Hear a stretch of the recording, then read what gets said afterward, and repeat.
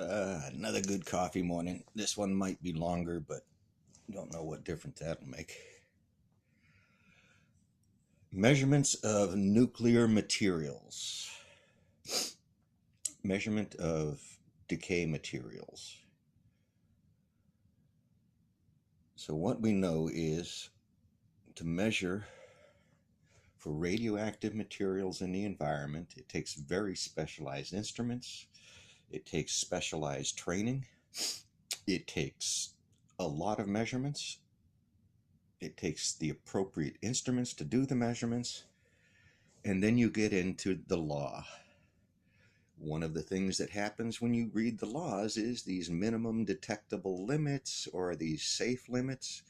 So basically, all the reporting stops when you get below those limits.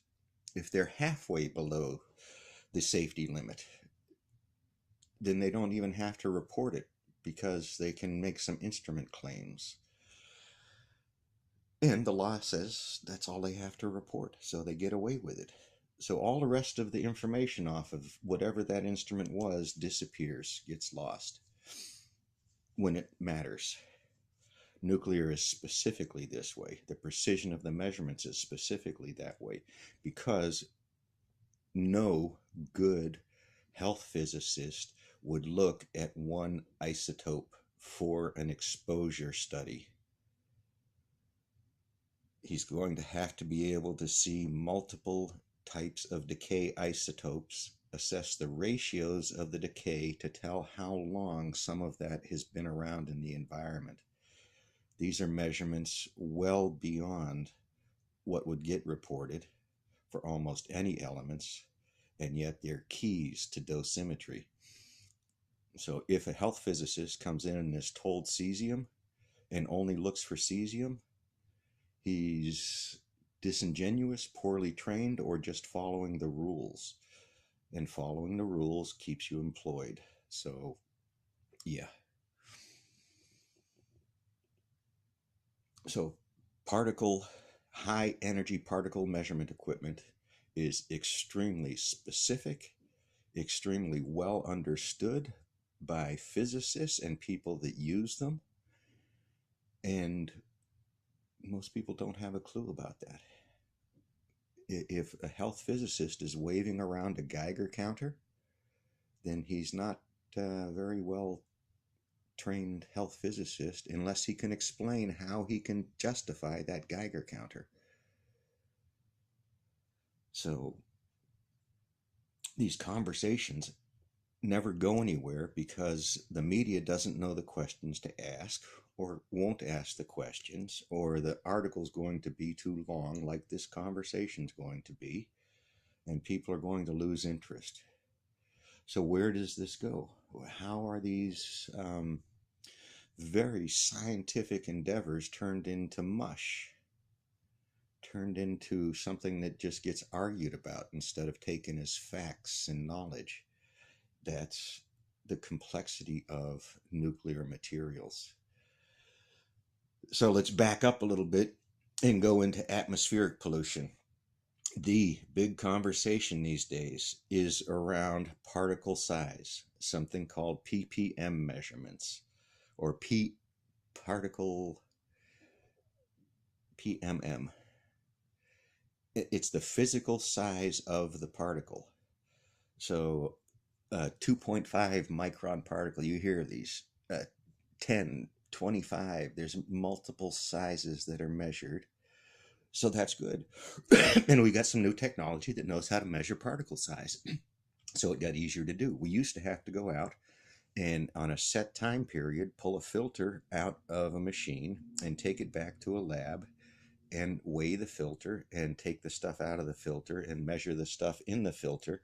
So it wasn't just particle size that these scientists were measuring, it was particle content. That is the other half of the equation because not all particles are good. And we know this. So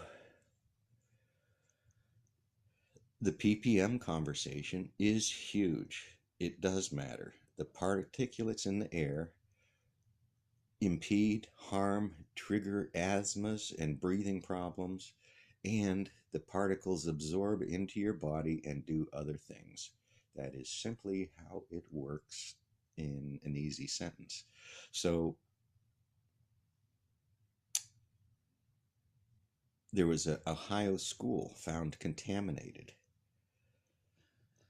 and I never did see any of the instruments being used, because I will go back and look at the class of instruments and the capabilities to see what they're talking about, if they're talking sincerely about it. How many people can understand the capabilities of those instruments and the laws, the rules that guide everything that they're allowed to tell you from them? And industry is going to go as close to the law as they can, maybe a little on either side of it. That's how you get rich. So we have a challenge if we want our children to have a future.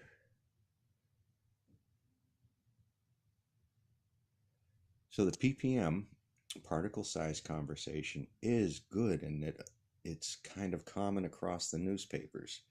So people see that, we're measuring this stuff.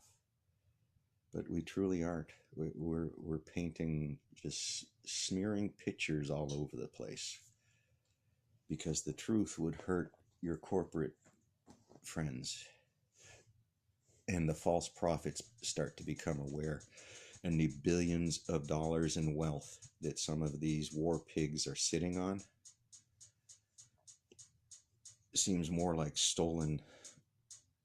a nation's wealth stolen. Our educational wealth is being stolen. Our future is being stolen. It's being guided by evil people that just want subservience. They just want you to follow their rules. Libertarian bullshit. Sorry, I cursed. All right. So this one could go on ad nauseum. I could go down into the measurement sciences.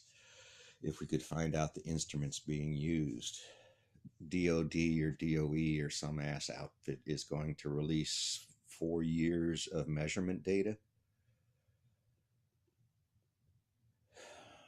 On the one hand, I'd like to see it and play with it. I don't have computer space to run any type of stats, and I don't have good stats programs, so I'm not going to write stuff. But without a workstation, you can't analyze that data. If you understand the quality of the data, you might not bother to analyze it anyway. We deserve full scientific instrumentation data. No more hiding this stuff behind your plant walls and in corporate secrets. That is what's killing us. What's killing us is the man that goes into work knowing how dangerous his job is, but he needs a paycheck. And that same danger is extended for miles around wherever you're going to work. So, no, it's not serious. You go to work and you enjoy yourself and you have a good time, right?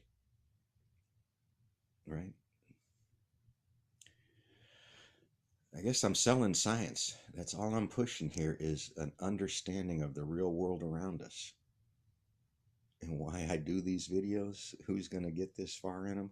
So this one could go on about nuclear sciences and nuclear measures, and why reporting a one isotope report is a lie. Is a lie. It's a mistruth. It's a misspeak. It is poor science. It is Republican media.